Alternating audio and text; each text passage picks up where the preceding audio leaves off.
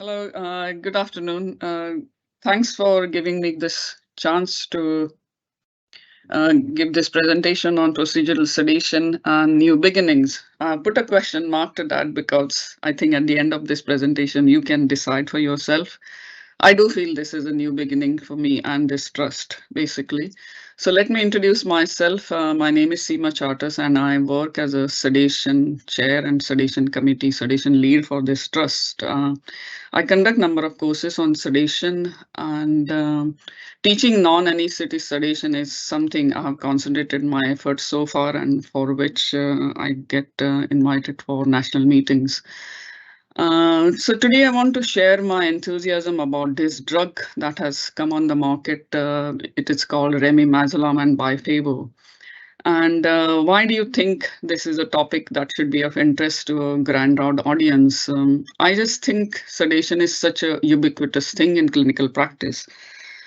Some of you may be working in a sedation team, either as a sedationist or person monitoring the patient, or you may have looked after, or you may have had sedation yourself, or you may have looked after a relative getting discharged home with procedural sedation. So I just think this is something should be of interest to everybody, and it is not every day a new drug comes on the market, especially a sedative. When you consider the stages in new drug development, so this is something we should all benefit in this trust. So next slide, please. Next slide. So my disclosure is that Pion UK is the company which markets this drug, and they had invited me for a webinar to give a talk on sedation by non-anesthetists. And this webinar is worth looking up on Bifavo website. It gives you lots of nuts and bolts of how remimazolam is used in clinical practice. Then the section on dental sedation is heavily based on my personal communication with this dental surgeon, Rob Endicott, and his talk, which is available on his website, uksedation.com. And lastly, this is mainly a talk for sedatives for adults only. Next slide. So this is the kind of things I'm going to talk about. First of all, we'll just see what is new in the definitions of sedation, then the actual drug, what is the clinical evidence of this drug, then my limited experience in this with using this drug, and what we are trying to do in dental sedation with this drug. Next slide, please. Um, so all of us know conscious sedation as a state we want to achieve in our patients when we give sedations for their procedure. And this Academy of Medical Royal Colleges published a guideline in 2013, and they defined the target state as conscious sedation. And when we say conscious sedation, we know that the patient should be responsive to verbal or tactile stimuli. They should be maintaining their airway, and there should not be any cardiorespiratory compromise. But this term is actually getting outdated now. Conscious sedation is not used anymore. This terminology is not used outside UK anymore. For a number of years, it wasn't used. It's only recently in 2020 when Academy of Medical Royal Colleges updated, and they have discarded this term, conscious sedation. And I'll tell you in a minute why we have to discard this term and not use it anymore. Next slide, please. Those of you who do sedation or know about sedation know that the sedation is a continuum. We go from minimal, moderate to deep sedation, and finally general anesthesia.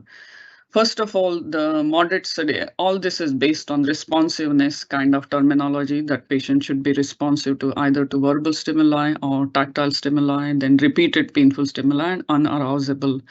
And as we go along this sedation continuum, we know that the required competencies do escalate. But what we do every day in emergency medicine or in cardiology department, so somebody comes with a lip laceration, a child comes with lip laceration, we want this child to be unconscious for that period of time. Or when we are doing ankle manipulation in elderly patient after a fall, we want them to be not responding to stimuli. We want them to be amnesic. We want them to be pain-free. So this sedation continuum and this conscious sedation terminology is not something that we really do in our everyday practice. So it is actually an oxymoron to call somebody conscious and then to say that they are sedated. So that is why this term doesn't apply anymore. And now the new definition has been devised. Next slide, please. And this is the terminology that has come from International Committee for the Advancement of Procedural Sedation, and now UK bodies have also accepted this. And this is the practice of administering one or more pharmacological agents to facilitate a diagnostic or therapeutic procedure while targeting a state during which airway patency, spontaneous respiration, protective airway reflexes, and hemodynamic stability are preserved while we alleviate the anxiety and pain in the patient. So this actually encompasses what we do normally very well. So therefore, if you take nothing from this guide round, at least don't use the term conscious sedation from now on. Use the term procedural sedation and analgesia, or short form commonly used is PSA. Next slide, please. So let's come on to the pharmacology of procedural sedation and analgesia. What does a good drug look like? We would like it to be having all these properties, that they should be non-irritant, they should have a predictable onset of action, and most importantly, they should not be organ dependent on metabolisms like liver and kidney.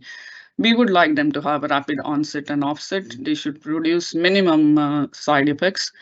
They should be environmentally friendly as well. And to my mind, the most important thing is they should be safe, not just for anesthetists, but for non-anesthetists as well. Because as we said, there isn't very easy way to maintain a prolonged sedation in one state, say moderate sedation. Patient will dip in and out into deep sedation. So we want something that will be easier, friendlier for non-anesthetists as well. And what does a bad drug look like? It gives pain on injection like propofol. It hangs around in the body like diazepam for ages. It gives idiosyncratic reaction like muscle movements. We get paradoxical reaction in midazolam. So sometimes you'll see excitation instead of sedation. We get psychomimetic reaction with ketamine.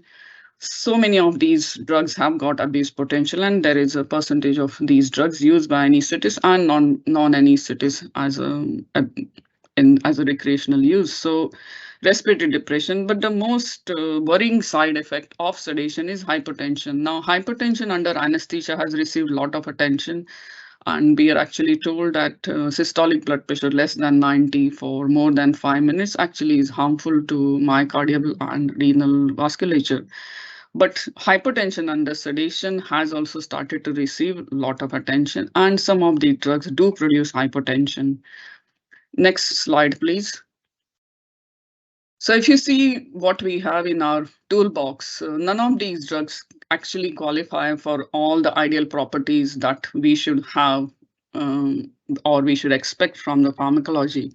Some of these drugs are more popular with anesthetists, some more popular with non-anesthetists. So in our non-anesthetists use midazolam fentanyl is a common combination. Emergency medicine department will use more of ketamine and methoxyfluorine. Entonox is used more commonly in endoscopy suite, but we have to worry about, I mean, I don't need to tell you about Entonox and all the press releases on Entonox, but environmental footprint of Entonox is huge.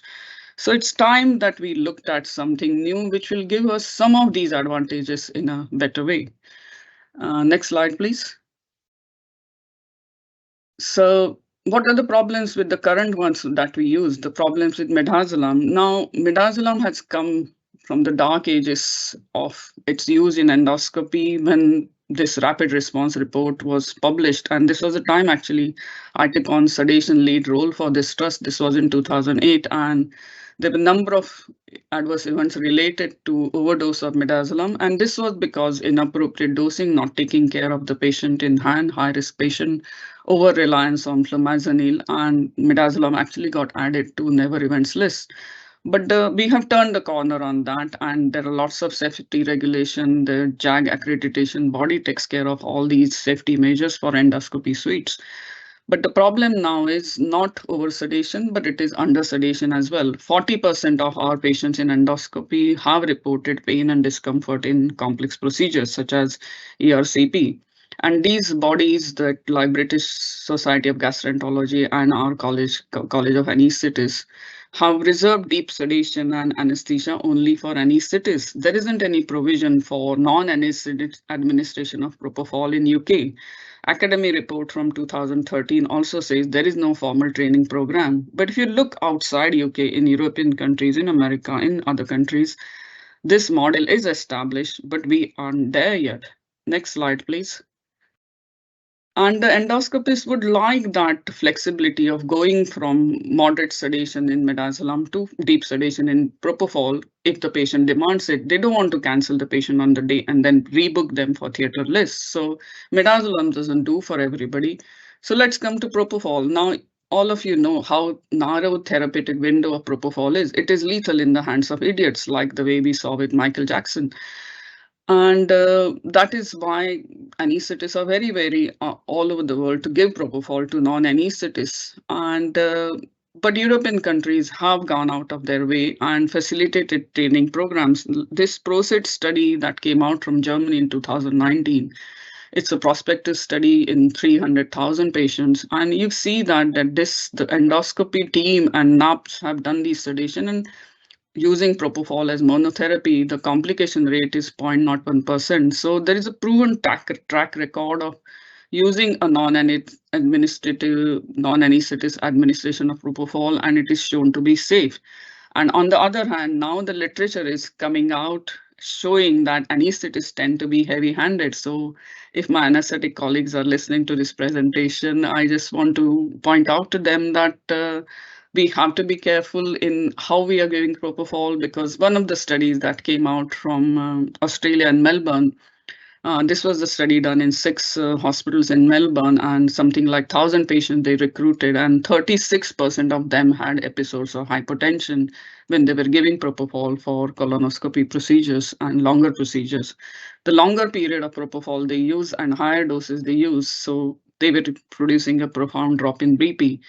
So again, propofol has got its own problems in anesthetist's hands. Next slide, please. So this is why this new drug will sit nicely, I feel, between midazolam and propofol. So let me introduce this new drug now. So this is available as a 20 milligram powder. It has to be dissolved in saline, in a 10 ml syringe with saline. It is actually a GABA receptor agonist. So it is something that we are all used to using. It is a benzodiazepine. It doesn't have any opioids. So don't be fooled by the REMI part of it. It is not remifentanil. It is still just a benzodiazepine. It is a sedative, acts on GABA receptors. The beauty of the drug is that this is a non-organ dependent metabolism. So what they have done with this drug is by adding a ester linkage, this drug is now metabolized by tissue esterases. Now, tissue esterases are everywhere, they're ubiquitous, and there isn't any deficiency state. So this drug has got a short onset, short offset, and even with long-term infusion, it does not accumulate. And that is why it has not been given a control drug. There is no way this drug can be abused because it just has got no oral bioavailability. You can't inhale it nasally. So this drug is not something that will lead to abuse potential, and it doesn't cause any pain on injection. Next slide, please.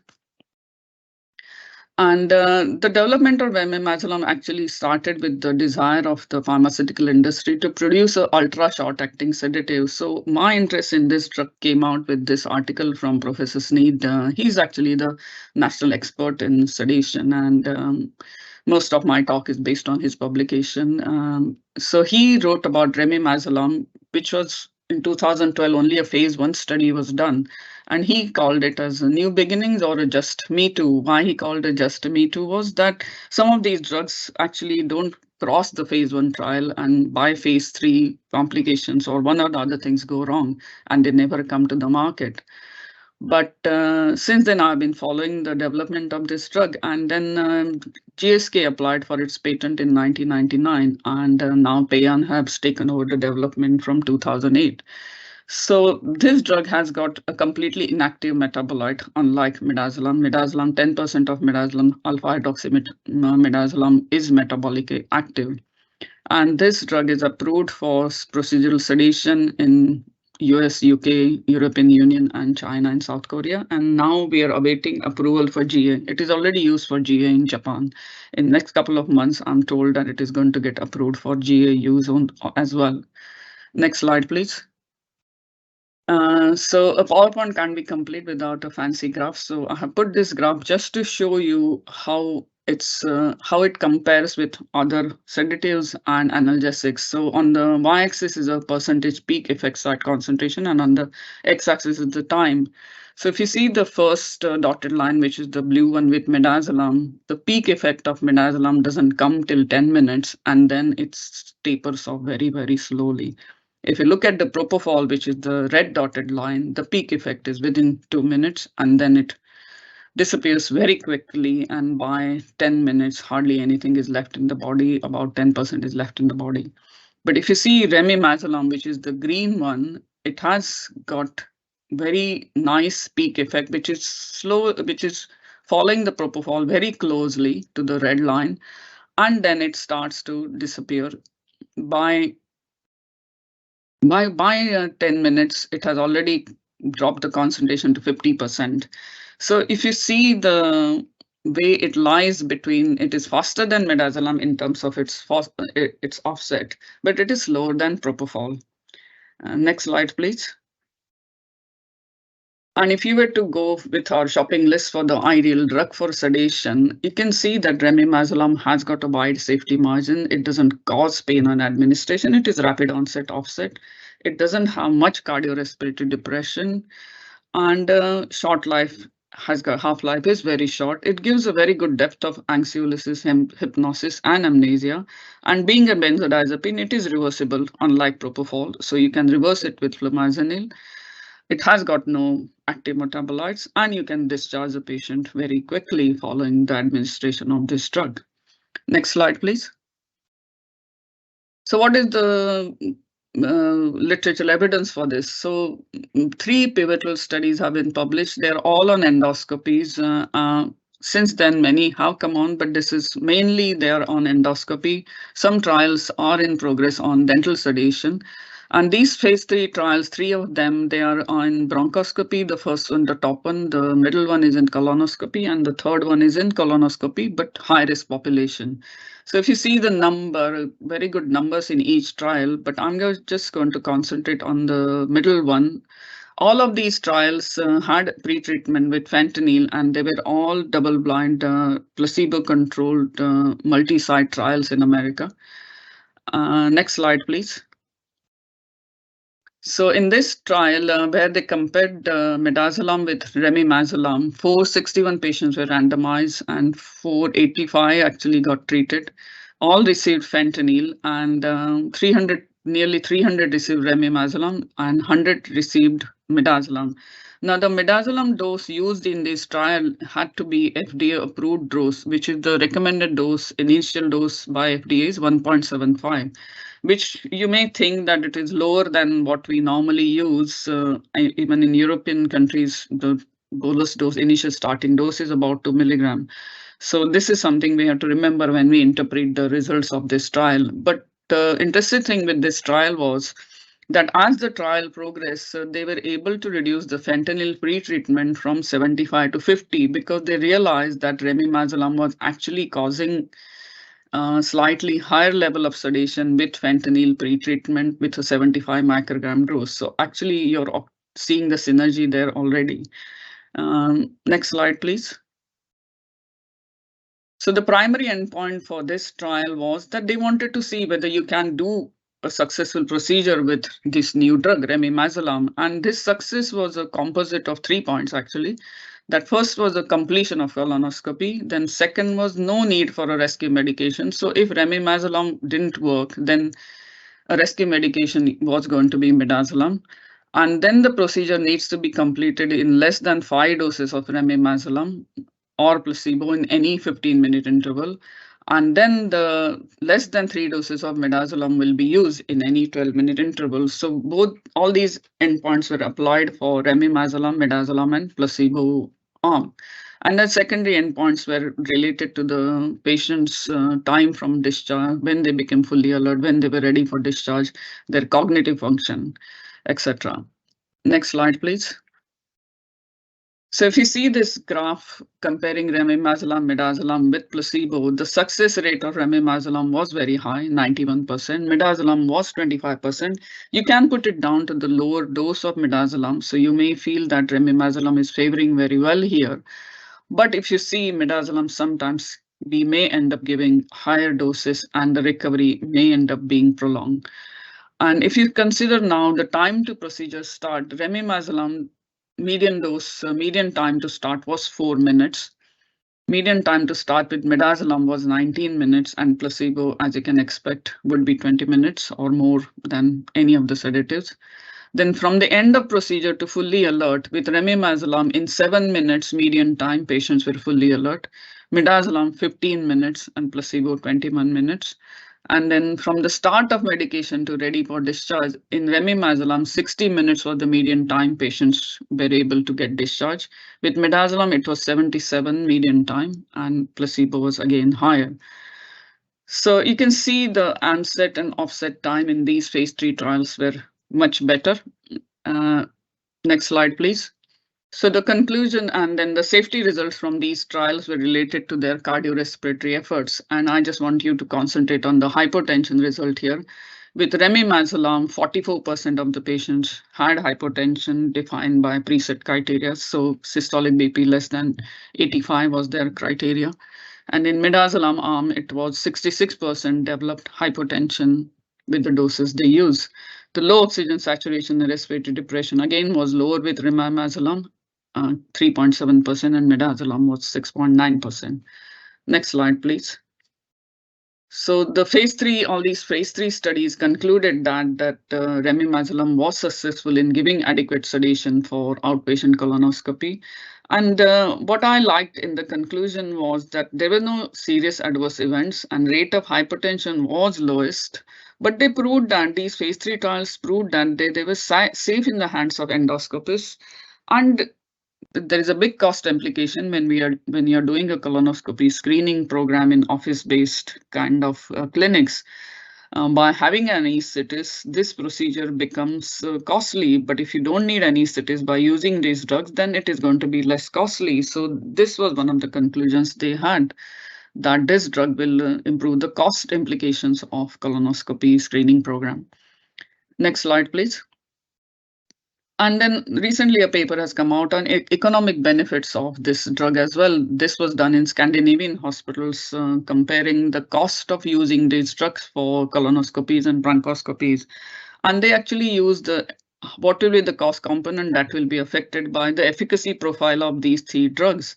And they were able to show that because the preparation phase is reduced with remimazolam and discharge or recovery criteria are improved with remimazolam. Actually, remimazolam was offering meaningful savings, and the total cost of remimazolam was, in pounds term, it was 150, and midazolam was costing 165.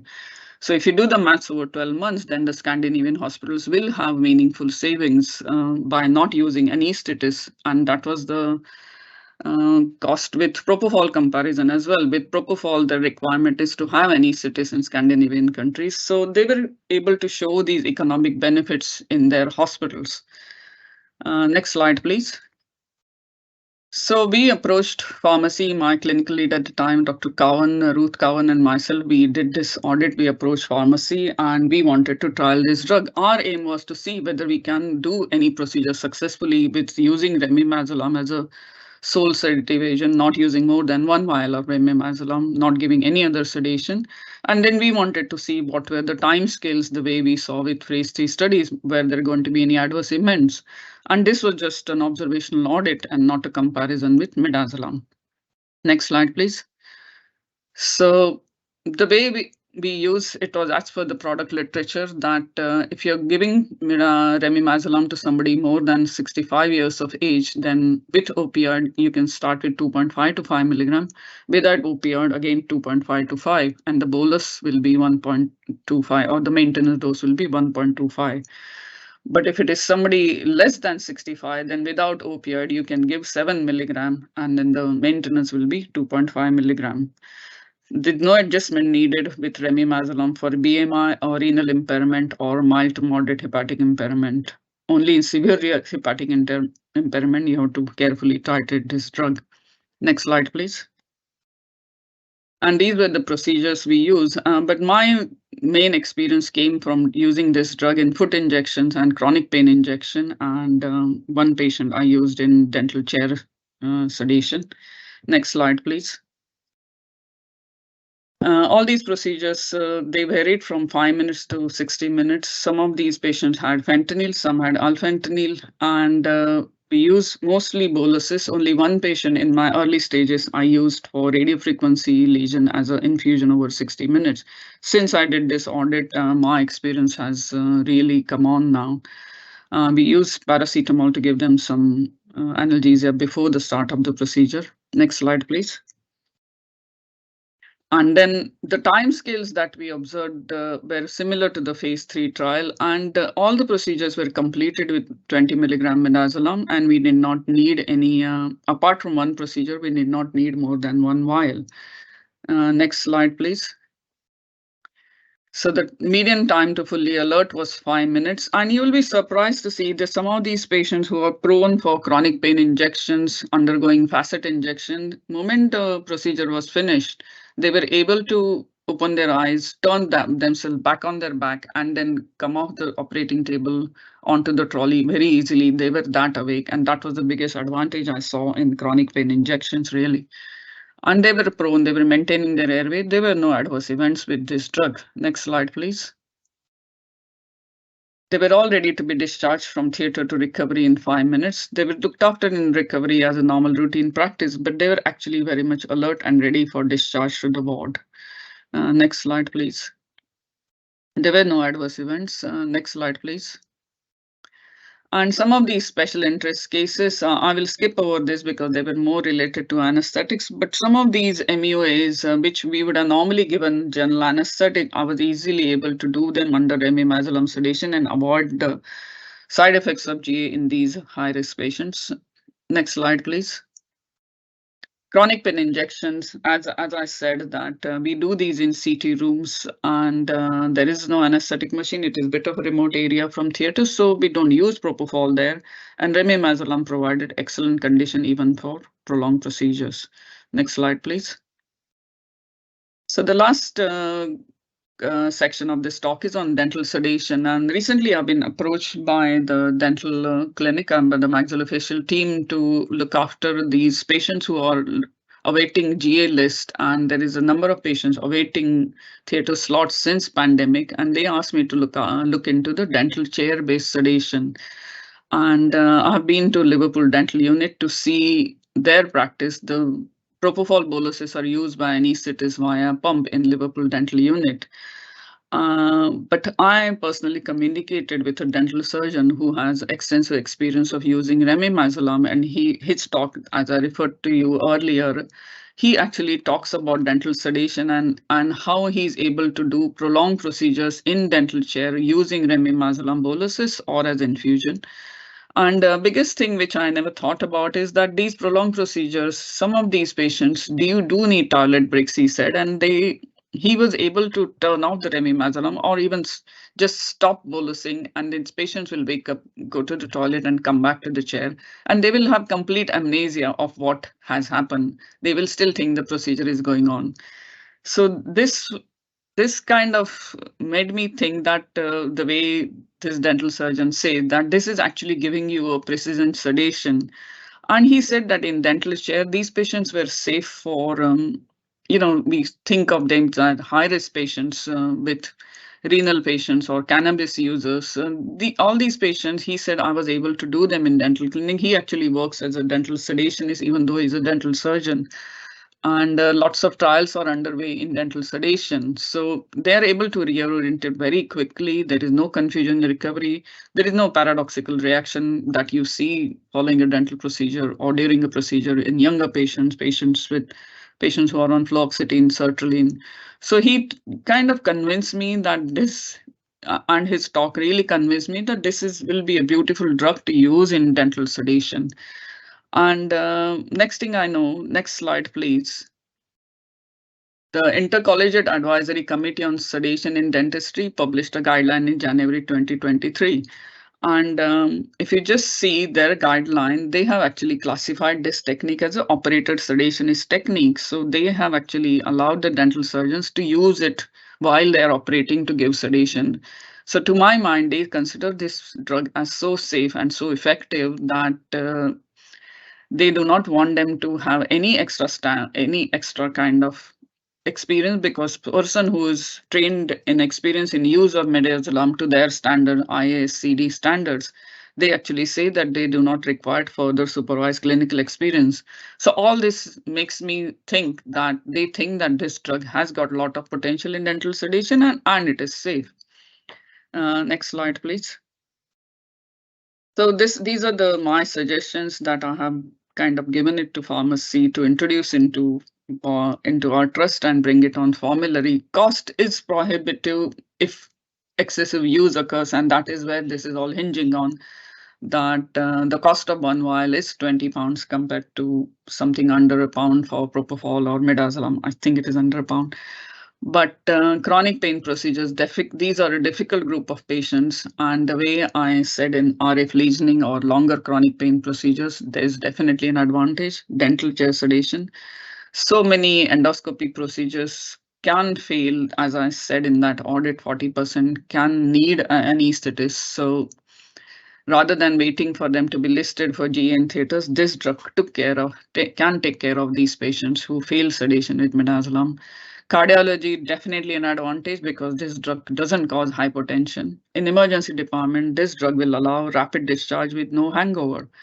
In theaters, this can be beautifully used for anybody who has a compromised circulation as a co-induction agent, and it is going to be licensed for GA anyway. There will be it's only a matter of time when the target control infusion for remimazolam also will be developed. Next slide, please. So to summarize, I do want you to use a new terminology, procedural sedation and analgesia, and not conscious sedation. Remember that remimazolam is a benzodiazepine and not an opioid, so you do need to give an analgesic with remimazolam. It has no addiction potential, and trials are still in progress. Some trials have come out. It is safe, it is efficacious, and economic benefits are evident. Hypertension under sedation does deserve attention. We should not forget the hypertension that can happen with propofol and excessive doses of midazolam. So therefore, I feel remimazolam would occupy nicely a space between midazolam and propofol sedation, and it will be a valuable addition to our sedation toolbox. And I just feel in 5 years' time, hopefully you will remember this first exposure to remimazolam in this grand round and think that, yes, how did I not use remimazolam, and how now it has become a part of my sedation toolbox. So thanks very much. Next slide, please. Thank you for your attention. If there are any questions, I'm happy to answer. Thank you, Dr. Chatters, but I don't have any questions. Okay, that's good. Thank you for presenting today, I think. Okay. Are you happy to stop here, or should we make? Yeah, I will. I don't know if you're not get any question. I can hang around 2-3 minutes. I don't. You know what? Actually, now I'm seeing here there is 0 attendees here. No, that is different. Like That is different. All right. Yeah. Okay. I think we can make a wrap here. Like Yeah. Okay. Thank you. Thank you so much for presenting. Thank you. Bye.